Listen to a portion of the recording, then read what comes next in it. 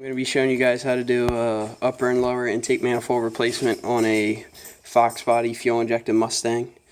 So the first thing you're going to want to do, if you have a mass airflow, is unplug it and then get your intake out of the way. Your intake out of the way, what you're going to want to do is unplug your idle air control, your throttle position, and then undo the linkage for your throttle cable. It's these two bolts right here, and then push down and pop off your throttle cable. You can leave on your throttle body and EGR spacer so you don't have to replace the gaskets. Get all that off, pop off your distributor cap and move it forward, gives you a little bit more room. And then you're going to disconnect all your vacuum lines. It depends on your car. Mine has a lot of stuff taken off, so I pretty much just have to disconnect the brake booster and the PCV valve. So do that, and then after that you'll start unbolting your upper intake manifold, which will be different than this probably if you have the stock one. So I have a bolt, or a nut here, and I have to take this back plate off. There's a bolt inside, and then there's two more bolts on the back, and one bolt here, and then you lift up and take off the upper intake. I'm going to pull this back plate off to get this last bolt out. You have to take all these screws off, and this plate just detaches from the intake manifold, so I'll show you guys that once I get it off. So that's the last bolt all the way up in there. As you can see, this plate comes off, and then you can see into the ports and everything. And you can see some oil builds up in there from the PCV valve. Alright, so we have all the bolts out, and lift it off now. Oh, got a wire.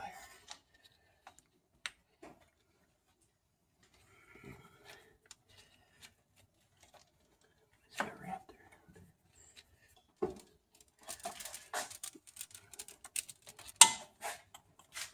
There you go.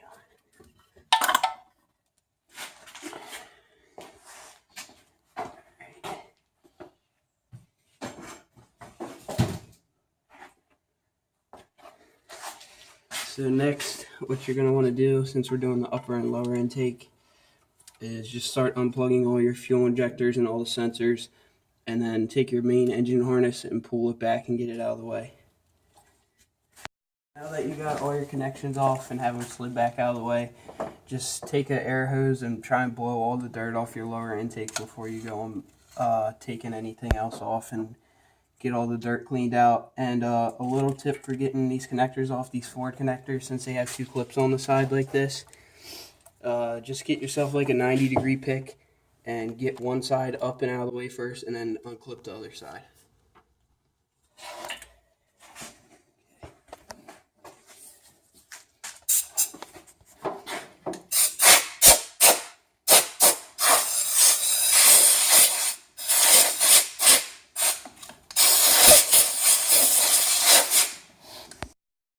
Alright, so once you have all that stuff blown off of there, you're going to want to disconnect your fuel lines.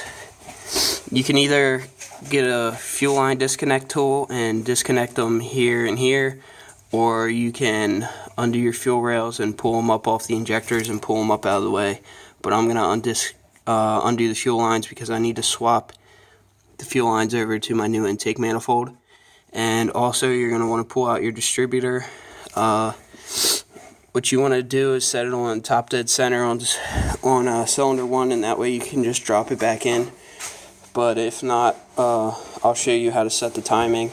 We're also going to do valve cover gaskets because these ones are leaking. So this is a good time to do them if you haven't done them, because you have to pull off the upper intake manifold to do the valve cover gaskets. And while we have the lower and upper off, it's going to make it a lot easier to do. So once you get the fuel lines off of there, you're going to need special disconnect tools like these. Like I said, if not, you can unbolt the fuel rails and pull everything back over to this side. But this makes it a lot easier and less of a mess to swap them over. So next, we're going to pull out the distributor, which is just that bolt right there, and then it pulls up out of there. bolt and pull out your distributor. Now you're going to want to unbolt your heater core lines over there, your coolant lines, and over here. And you're also going to take off your upper rad hose. So you can drain out your cooling system, but I'm just going to pull off my upper rad hose and catch what comes out of there, and then start unbolting the lower intake manifold, which will be all these bolts the whole way back on each side, and then you can pull that off. And so I'm going to pull off the lower rad hose and drain all the coolant out because I don't want any coolant getting down in my oil because I just changed it, but if it does, I'll rechange it. So as you can see, I got the coolant draining out, pulled the lower rad hose off just because my drain on here, I didn't want to mess with it and have something break on me. So pop the lower rad hose off. I'm going to let this drain out. I'm going to run to the parts store down the road and get some coolant, and then by the time I get back, this should be done draining. And we'll take off those upper coolant hoses I was talking about and unbolt the lower manifold, and it should be ready to come off. But make sure you do drain your coolant at least enough so that it's not in that lower intake manifold anymore, because if you pull that off, there's coolant jackets in there and the coolant can leak down into your oil, so you have to change your oil too.